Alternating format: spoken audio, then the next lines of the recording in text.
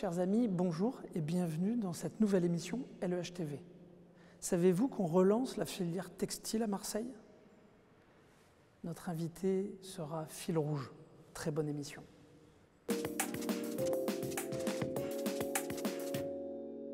Chers amis, j'ai le plaisir d'accueillir aujourd'hui Annie Carré, directrice de Fil Rouge. Bonjour Annie et bienvenue.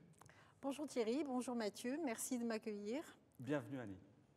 Nous avons une particularité aujourd'hui, c'est que nous faisons une émission, non pas en direct, mais avec public. Annie, première question, vous relancez le textile au cœur de Marseille avec votre entreprise. Racontez-nous. Alors oui, on essaie de relancer le textile au cœur de Marseille. Depuis de nombreuses années, il me semblait important de redonner une impulsion sur la fabrication française.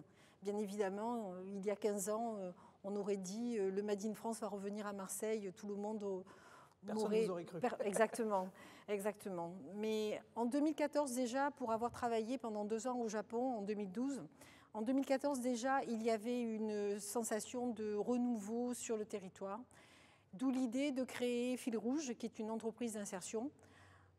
Je vous expliquerai tout à l'heure qu'est-ce qu'une entreprise d'insertion qui donnait vraiment cette impulsion de la fabrication française. C'est vrai que depuis 2014, on a beaucoup travaillé sur de l'industrie, sur de la fabrication française, mais depuis ces 2 dernières années, et le Covid a été vraiment, je pense, un éclairage sur la fabrication française, on a vu qu'aujourd'hui, les savoir-faire, c'était important et qu'il fallait regarder les savoir-faire que nous avions sur le territoire. En termes de production, qu'on se rende bien compte, vous fabriquez combien? 20-30 t-shirts? Non.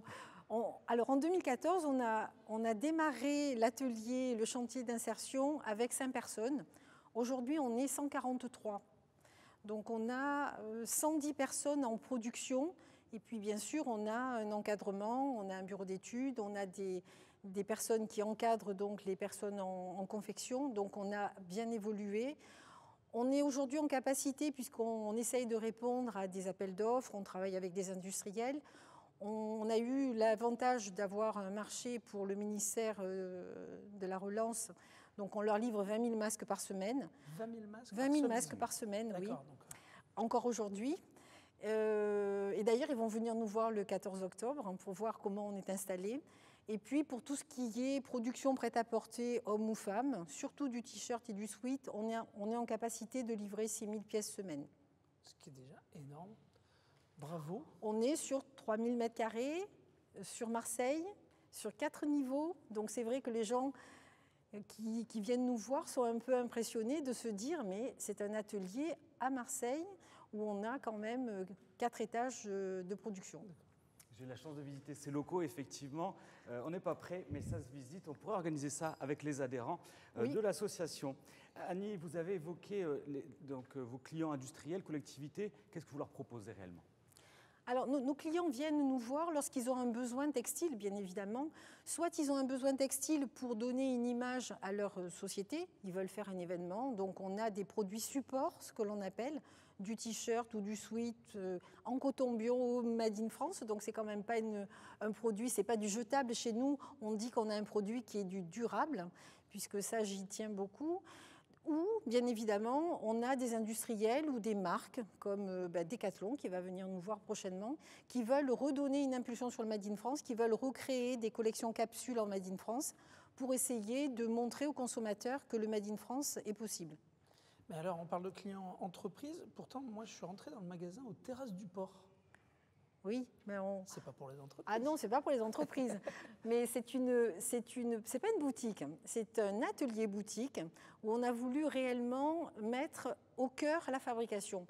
Donc si un jour vous venez aux Terrasses du Port, vous verrez, il y a des machines industrielles, il y a 4 machines, c'est pas des machines familiales, où nous avons 4 mécaniciens en confection qui produisent toute la journée. Et à côté de ça, vous avez des produits qui sont bien sûr confectionnés, repassés, pliés, du t-shirt, du sweat, de la robe, du produit donc pour femmes ou pour hommes, et surtout du produit accessible. C'est ça qui est important. On voulait, avec l'idée de l'atelier boutique, de donner une impulsion sur l'achat Made in France, pour que les gens sentent bien qu'aujourd'hui, on peut acheter du Made in France aujourd'hui à Marseille sans se ruiner. Donc, c'est important.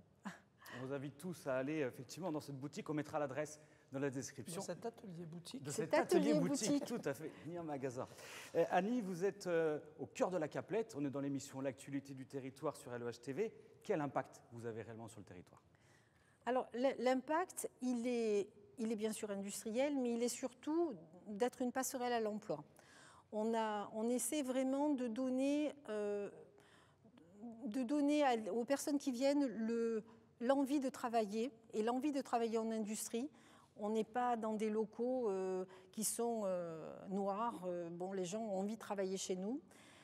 Et puis, c'est surtout qu'on leur donne la possibilité d'acquérir des compétences qui vont être transférables sur d'autres activités. Lorsque les personnes viennent chez nous, elles peuvent venir chez nous de 6 mois à 24 mois. C'est vraiment un parcours, on va dire, à l'emploi, où aujourd'hui, on les aide à trouver quelle va être la meilleure solution professionnelle qui va leur convenir à la sortie de chez nous. On a des obligations. Nous, il faut que nos salariés qui sont chez nous, puisqu'ils sont salariés, ce sont des salaires et des contrats de droit commun, ils ont tous les avantages de salariés. Ils ont des contrats en CDDI, des contrats à durée déterminée insertion. Et ça leur permet réellement de faire un choix professionnel sur leur envie. Donc on a 4 personnes qui travaillent toute la journée pour aider ces personnes à retrouver leur choix professionnel. Et bien sûr, ils peuvent aussi, s'ils le souhaitent, rester chez nous et faire de l'industrie. Mais nous, notre rôle n'est pas de garder toutes les personnes que nous prenons, c'est de donner vraiment une compétence métier, une compétence transférable à d'autres métiers. Donc et l'impulsion. Et l'impulsion. Bravo, Annie. Dernière question sur un tout autre sujet. On a travaillé ensemble sur le bus de la vaccination, où vous avez organisé beaucoup de choses pour les salariés du territoire, des entreprises du territoire. Vous nous racontez en quelques mots? Oui, pendant le Covid, pour que nos salariés ne se déplacent pas, j'avais déjà fait venir un laboratoire sur place qui venait tous les 15 jours pour que nos salariés puissent avoir des tests s'ils le souhaitaient. Donc les tests Covid, nous, nos salariés, ne partaient pas dans les laboratoires pour les faire. Il me semblait quand même bien de leur apporter un service plus dans l'entreprise pour qu'ils aient cette possibilité, puisque nous, pendant le Covid, eh bien, on a beaucoup travaillé et on a eu 3 jours d'arrêt sur toute la durée du Covid pendant que tout le monde était en arrêt de travail. Donc on avait déjà mis en place ce laboratoire qui venait régulièrement. Et puis au mois de juillet, lorsque je me suis rapprochée en juin de LEHV parce que c'était tout à fait naturel d'être adhérent de ce regroupement de réseaux qui me semble important pour travailler sur le territoire, je me suis dit pourquoi pas faire venir le bus de la vaccination. Et donc je leur ai proposé et c'est vrai qu'on a fait le bus de la vaccination et ça a permis à nos salariés et à d'autres salariés du territoire sur la Caplette de venir pouvoir se vacciner sans rendez-vous le 27 juillet, je crois. Sur le parking de l'hippodrome. Sur le parking de l'hippodrome de Pont-de-Vivot. Où j'ai retrouvé un ami, le vice-président Michel Fructus, avec grand plaisir. Et en termes de résultats, puisque Annie ne vous le dira pas, elle est trop modeste pour ça, nous avons vacciné 115 salariés ce jour-là. Annie, cette rencontre, elle était magnifique. Tout ce que vous faites, c'est magnifique. Un grand bravo. Et voilà. Et puis, je vous invite tous à venir voir, si ça vous intéresse, une usine de production, donc sur Marseille. Et comme ça, vous verrez que l'industrie peut être aussi vraiment un développement du territoire pour l'emploi. Le rendez-vous est pris, on organisera ça, promis, pour l'ensemble de nos adhérents. Merci Annie. Merci Annie, et nous allons passer à notre chronique de la semaine. Cette semaine, nous vous proposons une chronique sur la qualité de vie au travail. Et pour cela, nous avons le plaisir d'accueillir Valérie et Yann de Malakoff Humanis. Bonjour et bienvenue. Bonjour, bienvenue. Bonjour, bienvenue. Merci. Alors, on va parler d'abord d'absentéisme. Oui. En quoi l'absentéisme, Valérie, est important pour les entreprises ? Alors, c'est un enjeu majeur pour les entreprises. Quand on parle d'absentéisme, on parle de capital humain. Le capital humain, c'est ce que fait l'entreprise, c'est les hommes et les femmes qui travaillent pour l'entreprise. Nous accompagnons les entreprises dans des diagnostics pour lutter contre l'absentéisme et réduire donc par le biais de plans d'action prévention ce taux d'absentéisme. Et on constate que 13% d'entreprises qui ont mis en place des plans d'action prévention voient leur absentéisme réduire. L'absentéisme, il faut savoir que ça a un coût direct et indirect pour l'entreprise. On mettra les liens de ces diagnostics dans la description de cette vidéo. Yann, vous voulez nous parler, vous, de la fragilité sociale des salariés. Qu'en est-il? Pourquoi parler de fragilité? Tout simplement parce qu'on vient d'aborder la question de l'absentéisme. La fragilité des collaborateurs, c'est aussi ce qui va nourrir l'absentéisme dans l'entreprise. Aujourd'hui, des études qui ont été menées par le groupe Malakoff Humanis, on sait qu'un salarié sur 5 est un aidant familial, par exemple. Ça, c'est vrai en 2020, ce ne sera plus le cas en 2030, où les projections nous mènent vers un salarié sur 4, avec donc des problématiques d'absentéisme, du présentéisme aussi, par voie de conséquence. Un salarié qui est concentré sur d'autres sujets que son travail, parce qu'il pense à son aidé.